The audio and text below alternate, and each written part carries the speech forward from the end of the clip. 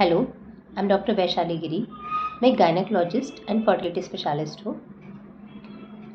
Bye now हमको पता चल गया है कि एएमएच क्या है, ये टेस्ट के वैल्यूज़ क्या होती है।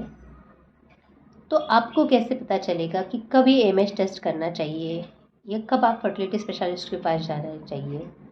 क्या इसके कोई लक्षण होते हैं कि आपका एएमएच लो हो गया और आपको पता चले? वैसे देखा जाए तो ओवरऑल इसके कुछ पर्टिकुलर सिम्टम्स नहीं होते हैं, बट बहुत बार अगर आप ध्यान से देखेंगे तो आपके मेंस्ट्रुअल साइकिल में या पीरियड्स में आपको कुछ चेंजेस दिखाई देंगे।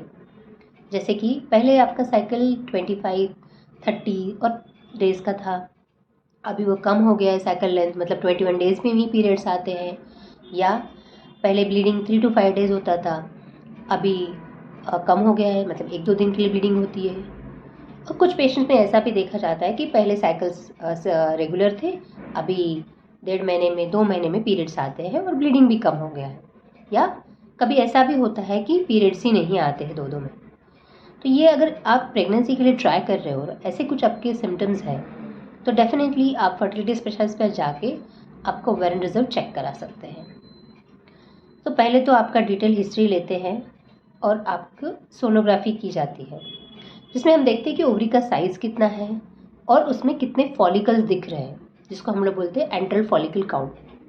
अगर एंट्रल फॉलिकल काउंट भी लो है तो शायद आपको ब्लड टेस्ट करके ये कंफर्म किया जाता है कि हाँ ओवेरियन रिजर्व कम हो गया है। इसके बावजूद भी, जैसे मैंने पहले भी कहा था, कि घबराने की कोई ज़रूरत नहीं है अगर एंट्रल फॉलिकल काउंट या ओवेरियन रिजर्व कम है, क्योंकि आईवीएफ के साथ में या इवन सिंपलर ट्रीटमेंट से भी बहुत बार प्रेगनेंसी आपके खुद के अंडों से अचीव की जा सकती है। तो ये सारी चीज़ें डिपेंड करती है कि आपका एएमएच कितना लो हो गया है, आपका एज कितना है और उसके साथ में और क्या फैक्टर्स हैं जिससे आपको प्रेगनेंसी नहीं रुक रही। So don't panic and take advice from your fertility specialist.